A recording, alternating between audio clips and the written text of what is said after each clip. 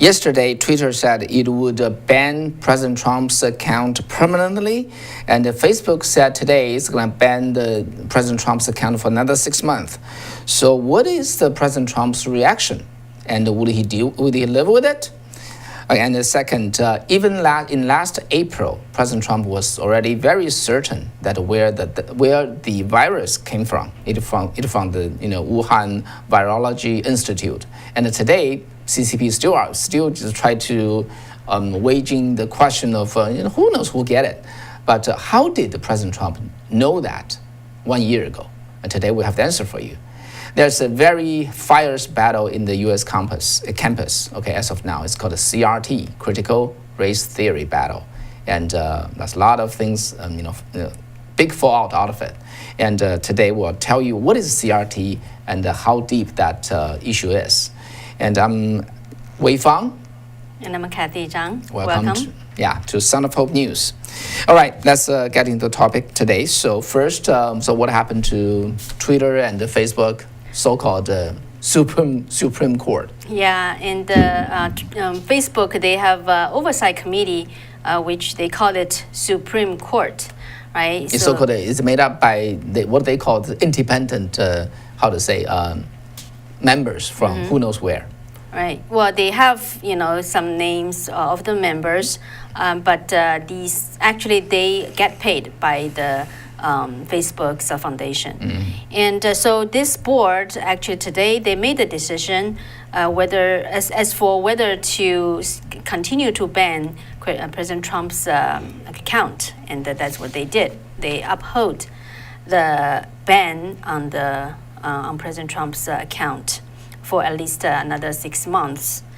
And although the committee also accused Facebook of trying to evade its responsibility by referencing this case to the committee after they implement the vague and non-standard penalties. However, they deemed President Trump's posting on the January 6th was violating Facebook's community rules, things like that. And the day before, yesterday, Twitter, the CFO told Yahoo News that they will also continue the permanent ban of President Trump's account on Twitter. So that's what's happening to President Trump's social media account as of now. Yeah. Yeah. And the reply from President Trump is the following. What Facebook, Twitter, and Google have done is a total disgrace and an embarrassment to our country.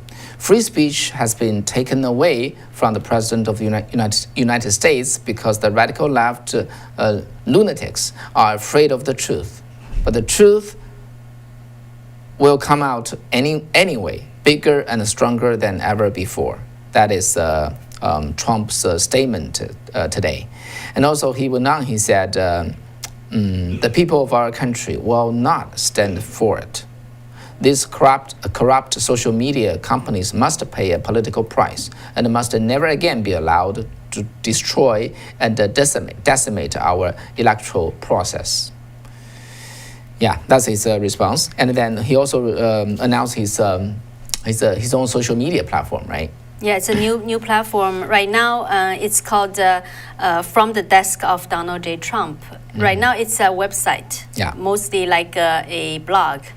So far, President Trump already posted quite a few postings there, at least 3 from today. And as of now, other people cannot make comments yet, post their comments yet. So it seems it's still evolving. The platform is still evolving, and but it does resolve one issue, which is search engine has pretty much just a shadow ban any search related to President Trump, especially on the positive or the objective side, and the people actually don't know what Trump is up to. What does he say today, and what he that kind of thing. Simple matter, right? Before, people just went to the Twitter and they're able to find what he said on that particular day, and now you can go to donaldjtrump.com and you can get to know his posting. It's just like Twitter, okay? back in the old days, he's been, just posting several messages every day. So now a single place of source to find out, what's up to him. And in regards to Facebook's decision, the Congress members have some reactions. So mostly the Republican side, they are just, really not so happy about that. For example, the congressional Republicans said that they would work to curb the technology giant's power. Jim Jordan, who's the top Republican on the House Judiciary Committee, he said that break them up, referring to those big high tech. And Senator Josh Hawley said this decision was a real life example of the tyranny of big tech. And House Republican leader Kevin McCarthy said that Facebook is more interested in acting like a Democratic super PAC than a platform for free speech and open debate. If they can ban President Trump, all conservative voices could be next. A House Republican majority will rein in big tech power over our speech. And Republican Representative Ken Buck for Colorado, he called for aggressive antitrust reform. So from the Democrat side, largely many of them just keep silent, but some of them actually praised the upholding of Facebook's suspension. And still some Democrats signal that they wanted to reform the laws related to those big tech. So that's the glance of a response from the Congress. And very interestingly, today on the Wall Street Journal had an article warn of Facebook's secret rules behind the censorship and shadow banning. Yeah. What is that? So they have their own rules. Basically, the Wall Street Journal, the author said they have their own rules, but nobody knows what are they. And then actually you could be banned by sharing a link to a story in Smithsonian Magazine about the tribal new genius. And and basically, you are banned, and they don't told you are banned, and they give you no reason for you to, just find them to refute them.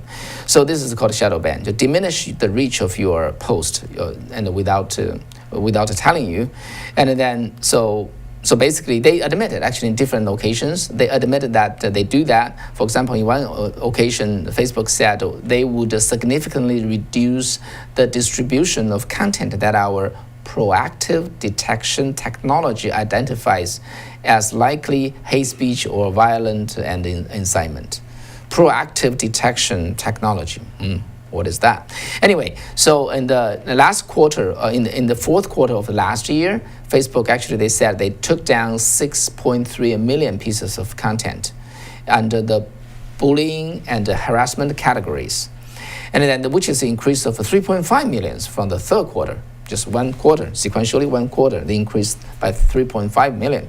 And then in part because of this increasing our automation abilities, basically they got robots that is making this judgment on the social value and what is right, what is wrong.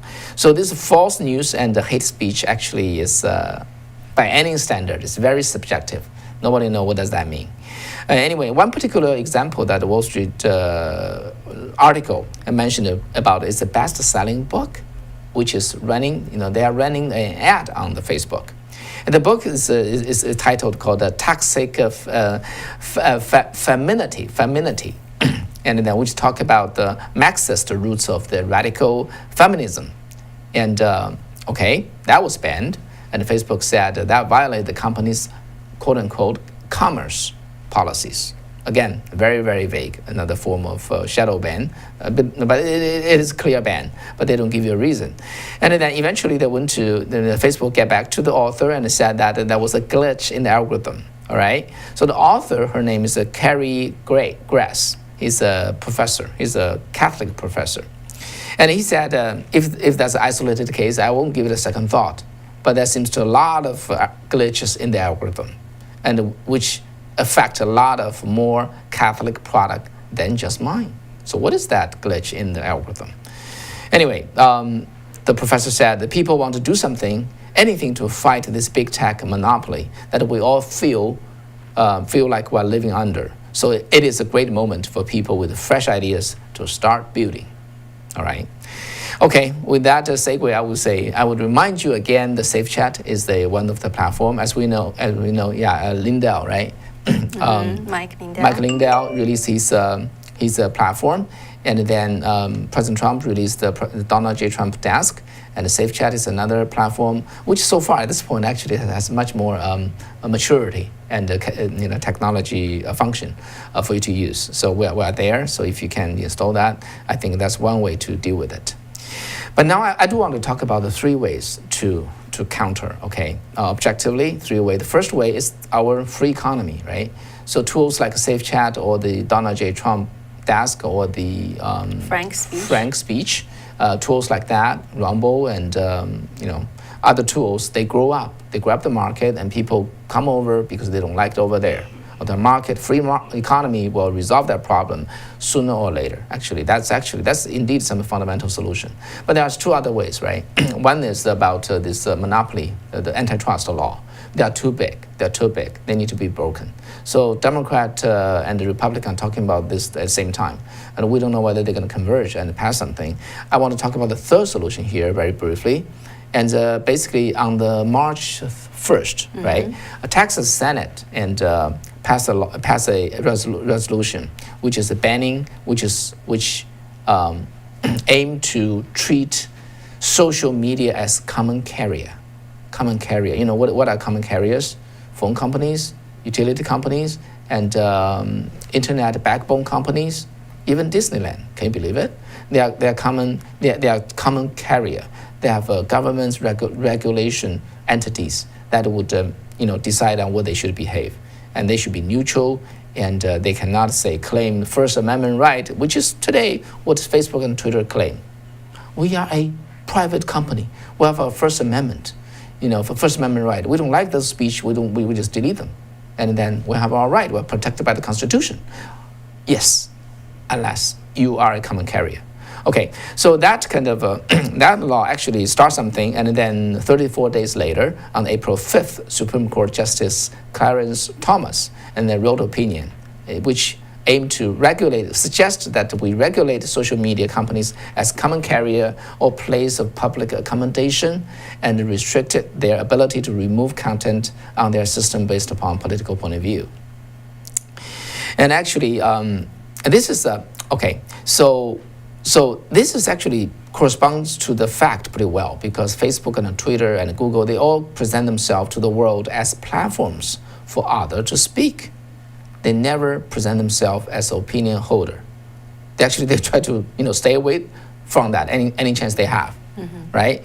So it is Thomas's Supreme Court Justice Thomas's opinion correspond to the fact pretty well. Okay, and then what the social media said is when we post, the common consensus is this: when people post something on a social media platform, it is those people who are speaking, not the platform, right? We all agree. I post something, it's my speech, not because I post on Facebook, then it is Facebook's opinion. So just like when we make a phone call, we're speaking, not the telephone company that is speaking. Exactly. Right. So that's the situation. Anyway, so that kind of point of view, it seems to gain attention and gain people's approval, and we'll see how that goes. And so one way or the other is a problem everybody sees, and it's a problem that's waiting for the solution. Right. Yeah. So we cannot just have our speeches silenced or manipulated on those platforms. Everybody, I think, agree with that. All right, so let's go to the next piece of news. The virus situation is just still going on, and a lot of people are concerned about what's happening in India, particularly right now. But the question of where did this virus came from? The origin of this COVID-19 virus, or we call it CCP virus. But everybody know it first came out from China, Wuhan of China, but the CCP government just tried to deny it's not from there. So, but we do remember that last year, President Trump and Secretary of State Mike Pompeo, they publicly, very firmly said that they are confident they know where it came from. It came from the Wuhan Virology Laboratory. And but why, right? So what did they say? okay, Wanna let's take a look yeah, of let's take a look. how they said. Have you seen anything at this point that gives you a high degree of confidence that the Wuhan Institute of Virology was the origin of this virus? Yes, I have. Yes, I have. And what gives you a high degree of confidence that this originated from the Wuhan Institute of Virology? I can't tell you that. I'm not allowed to tell you. Okay, as Okay. you heard that, right? I'm not allowed to tell you, and today we will tell you. Yeah, okay. probably have the answer. Yeah. So, but let me insert something here. So even today, up to today, CCP won't admit it came from them. Okay, and the WHO, even of today, they still say we just cannot conclude. But President Trump concluded back then, in last April, of the source of the virus, and but he cannot tell us why. Now that's what we want to share with you. So a year ago, so exactly on May 27th, the Lawrence Livermore National Lab, they actually did a top secret investigation, produced a report on the origin of the virus. And the conclusion is that they pinpointed the origin of this virus is from the Wuhan lab. And yeah, virology Lab. institute, yeah, institute lab. Yeah, so at the Lawrence Livermore National Lab, actually they have a Z division did this research and the investigation. What's the Z division? Most of people probably never heard about it. It is the intelligence branch of the lab. And it was established in 1965. Originally, it was just focused on researching the Soviet Union's nuclear weapon. And but in the recent years, its duty, its responsibility expanded to research the bio weapons and chemistry weapons from other countries. And also like the virus, how to develop a virus to counter those weapons. Yeah. Yeah. So they conclude the virus came from that institute, but the only thing they cannot conclude for sure is whether it's because of it leaked out because of human contact out of research or because of the bioweapon research. They couldn't conclude I think on that. there are two different arguments: is whether this is a legitimate medical research in the lab, or it's a bioweapon. Yeah. In the meantime, what happened today is China, CCP, they actually they established a new medical institution and with a very good, how to say, quote unquote, very good reason. And what is that reason? What is that new institute? Okay. Kathy? Yeah. So in the same time, while the CCP government didn't openly and towards the international at the international stage, they just reject the idea of this virus originated from Wuhan, whether the wet market or the laboratory. They just totally reject it. But inside China, what they are doing, on April 28th, the Ministry of Human Resource and Social Security announced the appointment of a new agency. This new agency called the National Bureau of Disease Control and Prevention. But actually in China, there has been an agent established already. It's called the CCDC. It's a China Disease Control and Prevention. It's just similar to CDC here, but it's just in China. And in that CCDC, they are, actually after the 2002, the SARS epidemic, the Chinese Communist government really under the pressure from the international world, they spent like over $100 million. Yeah, thank you. $100 million to establish a web-based disease reporting system, and they claim that they can just shorten the reporting period from 5 days to only 4 hours. When around the country, when they discover 5 cases of contagious disease. Yeah, in short, whenever there are the 5th pandemic, epidemic cases, within 4 hours, the top leader of China would know that.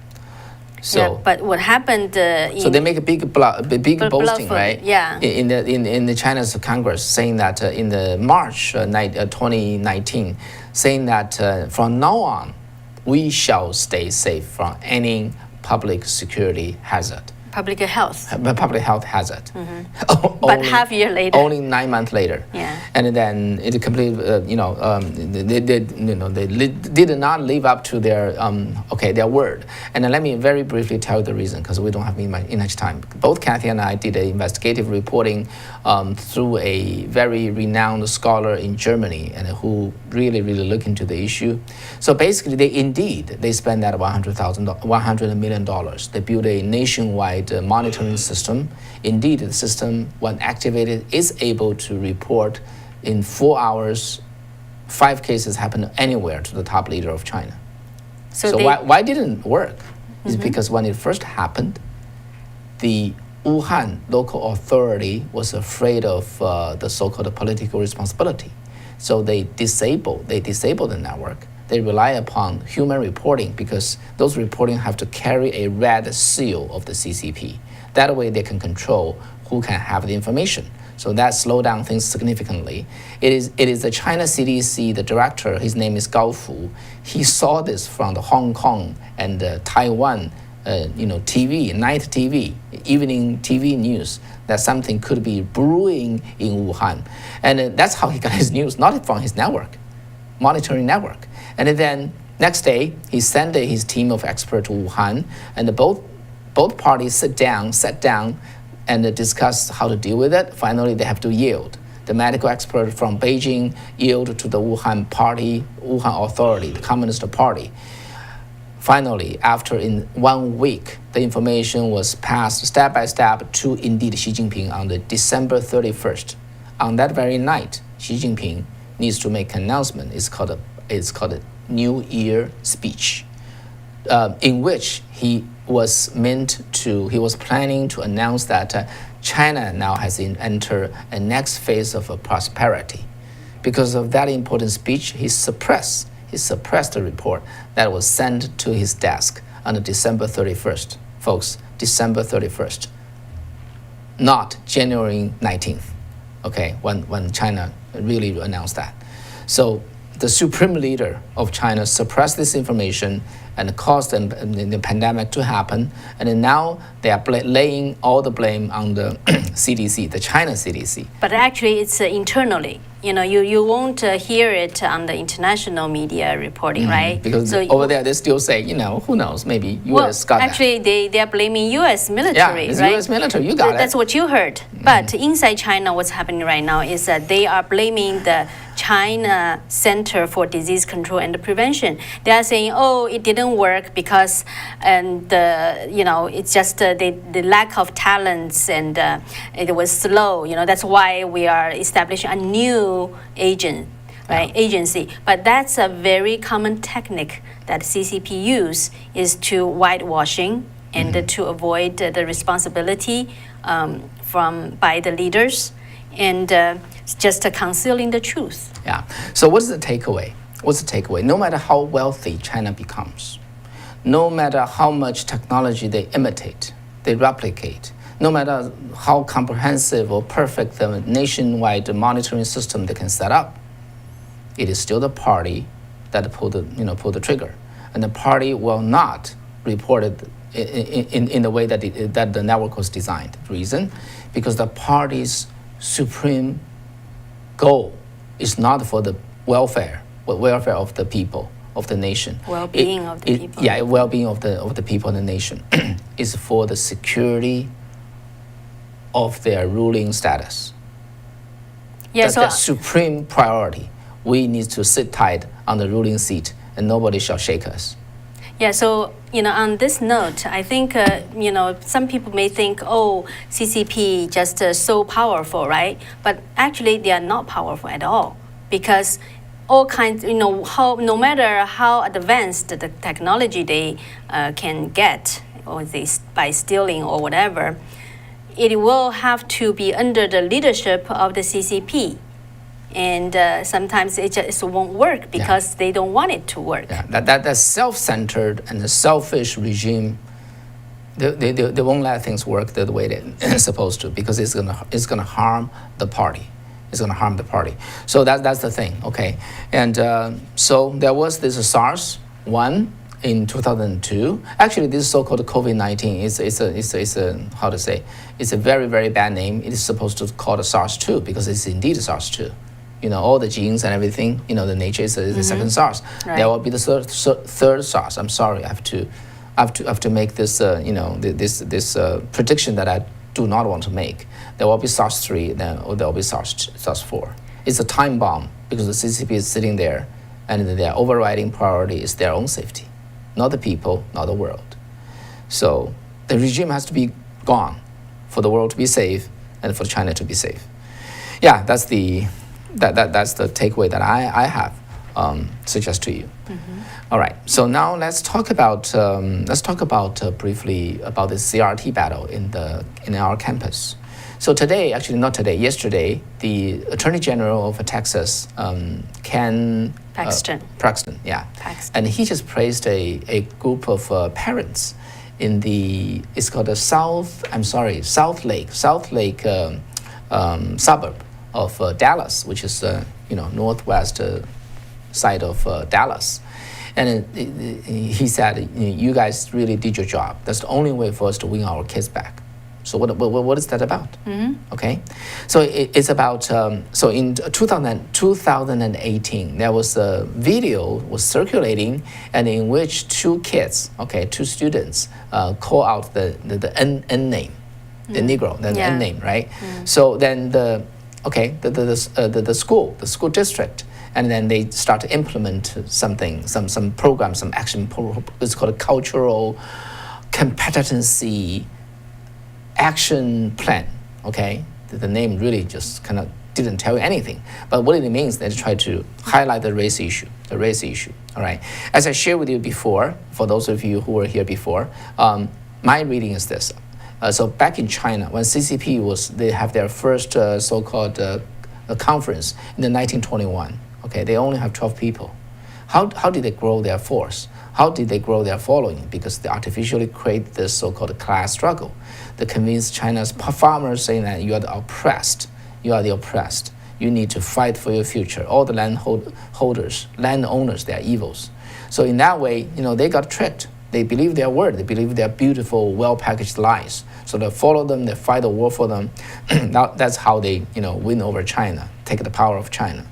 So the similar idea in this country, but they cannot get U.S. farmers to work for them, because U.S. farmers, they are landlords themselves too. They only take, it's only 2% of the population, not big enough. So the American version of the class struggle is the race struggle. And this critical race theory came from the theory of critical theory, okay? And what is that critical theory? It came from a school called the Frankfurt School. And Frankfurt School, it is the one version of the early 20th century Marxist theory, which is Marxist. Marxist theory, in the Goethe University of Frankfurt. So basically, it's a Marxist. It's a Marxist school which came to Columbia University in the 1930s, then spread in the U.S.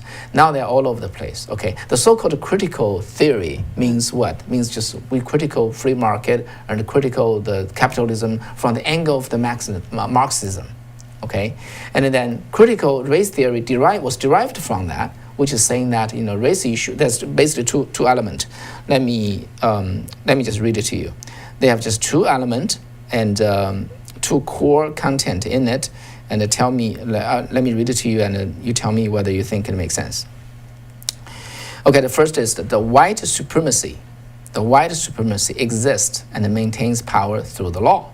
The second, transforming the relationship between law and the racial power, and also achieving racial emancipation and anti-subordination more broadly are possible. This is way too literal. Okay, let me say this in plain language. So U.S. is a systematically racist country. Okay, the white supremacy just exists for a fact, and we exist in our law system. The second, by applying this CRT, we can redesign our institution, our law, and then balance this back. That's the idea. Okay, so basically we got a racial problem, and it will not go away until we change everything. That's the essence of it. So, so that thing has been getting into our schools, our public schools, and our kids are learning that. It got into the federal agencies, got into our military. When Trump was elected the president, he just signed an executive order and abolished all these trainings in the federal agencies. And then when Biden came to power, and he just also signed executive orders and brought them all back. So basically that's what is happening. And yeah, so as Asian, actually, we are supposed to the minority side, right? Mm-hmm. And I think in a certain sense, we're really in the privileged position to speak out on this. Let me just cite another example, okay? In the Cornell University, okay? In the Cornell University, recently there's a program, there's a new course. The course is called, let me read it to you. It's called BIPOC, BIPOC,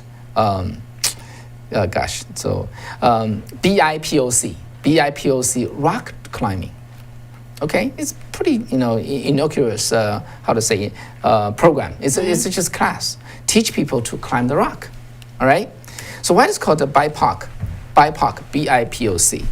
Because this Ivy League institution explained this way: is that the course is designed to enable Black, indigenous, Latinos, Asian, and other people of color, underrepresented in the sport of climbing, rock climbing, to learn the sport and feel included and supported. So B means Black, I means indigenous, and P means Pacific Islander. POC means people of color. Okay. So we are included. That's so complicated. Yeah, for those of you, Caucasian viewers there, you cannot go, but a way can go. Okay, that's the design of the idea. So what is that? Is that some type of a racial segregation? And what if, just take this, what if they want to balance the rock climbing profession to get more Black people and Asian people join, how about NBA? Okay, as of now, 74% of the players in NBA are Black people, 19% are white. The population, 76% of the country, the populations are white, and the 13% are Black. What if we do a white people course for basketball? If somebody designed that, what would happen? So see, this kind of thing, then we need to, if we follow this CRT, we're gonna debate among ourselves, what is the right percentage of white people in the NBA? Right. Mm-hmm. How do we decide? 40%? 76%? 10%? 20%? What is it? How can we ever have any conclusion there, any right solution there? So it's simply just ridiculous. And what I want to say is still, we go back to Martin Luther King, right? Martin Luther King Jr., his word. I have a dream, White kid, Black kid, we only judge you by your character, not by your color. There's no color issue. And then even so, I think the way that it goes, this BIPOC will become rock climbing, may become BIPOC-EA, rock climbing. Why? What is EA? Because at a certain point, they're gonna realize Asian people, they cannot work with them. Okay, they need to say BIPOC, people of color minus Asian. But in the Southern and the Western Asian, they may, work with them pretty well, the extra leftist. And it's the East Asian, those Japanese and the Chinese and Korean, they don't stay with them, okay? So they cannot come to the rock climbing. So it's gonna call the BIPOC East Asia EA rock climbing. That would be the most political correct term of the courses, right? Yeah, but I think actually in the Asian community, by this way, it's just really dividing that community too. Yeah. So it's just making people segregated, divided, make the nation divided. Yeah, those are the most racist thing that we see today, right? So anyway, so I think we really need to stay with the right thing, the right solution. We don't judge by who your father is. Back then it was who your father is, right? A noble man or not. We don't judge you by your money. We don't judge you by your color. We judge you by the color of your skin. We judge you by your character. That's really the right answer to the problem we have today. And this is, again, this racial struggle thing, this is a CRT thing, is really man-made. It's a man-made. Yeah, one question I just always wanted to ask, how they deal with the mixed race, right? There are a lot of a mixed race. Yeah, mixed race, yeah. Right? How do you do that? Yeah. So we're going to face those, the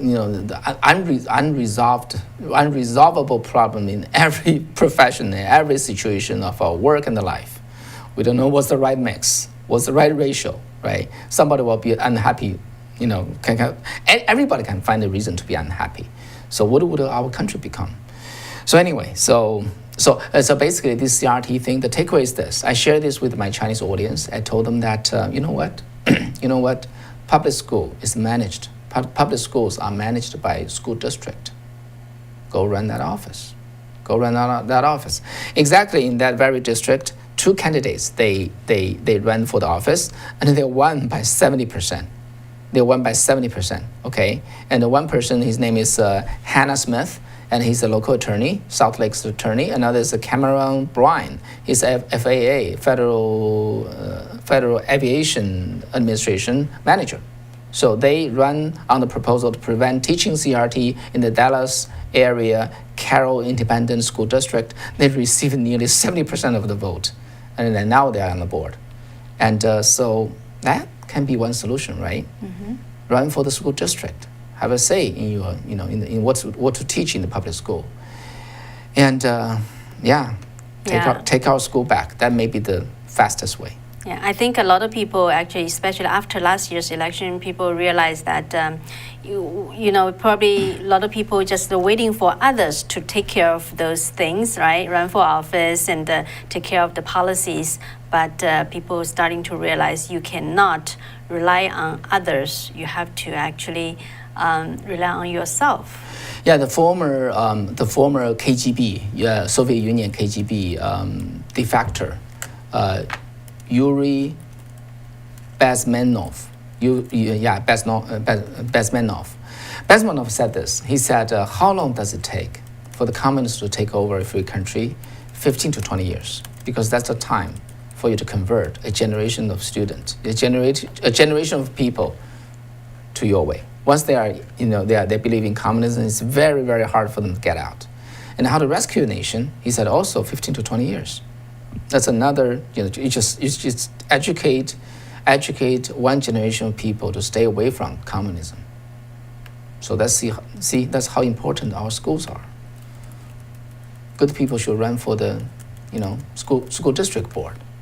Yeah, take the school back. Yeah, take back the school, take back our education. Yeah, we did our best to convince our fellow Chinese American, and many of them, actually most of them, they're very well educated, they're very well paid, they got good profession, have small businesses, and so on and so forth, and they just mind their own business too much. So we just share with them, take care of your nation, run for the school district. All right, that's all for today. I wanted to acknowledge you, Wolfgang's support. Thank donation. you. Thank you very much for your support. And now at the end of it, we need to talk about our Paris story, right? Yeah, time for joke. Yeah, time for joke. We have to end in the high spirit note, high note of spirit. Okay. As you know, my neighbor Jimmy, right? You all know. Now everybody know my neighbor Jimmy in the South Bay, in the Silicon Valley. He has a donkey. He also spent $10,000. He's bought a parrot, which is very smart parrot. Yeah, smart parrot. Mm-hmm. And the parrot actually, Jimmy gave him a name. From now on, we're going to use that name. Okay. The parrot's name is called Buddy. The Buddy. Buddy is the name of Buddy of parrot. Jimmy's parrot. So Jimmy's very busy, right? He went to work, and this parrot can fly, right? He can fly out and come back home. So the parrot, the Buddy, liked to fly to a nearby Chinese restaurant. He's sitting on he would sit on the counter and call out to the restaurant owner. Okay, the owner's name is Tom. Okay. And the Buddy was just fly over there and just call out to the Tom. Tom, give me a plate of worms. What? Give me a plate of worms. Oh. That's his food, right? Okay. The restaurant is the place for food.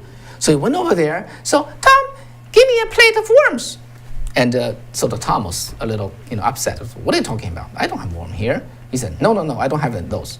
And Because the other customers gonna feel scared. yeah, that's what Yeah. Tom's thinking. What are you talking about? This parrot keeps saying you're asking for worms.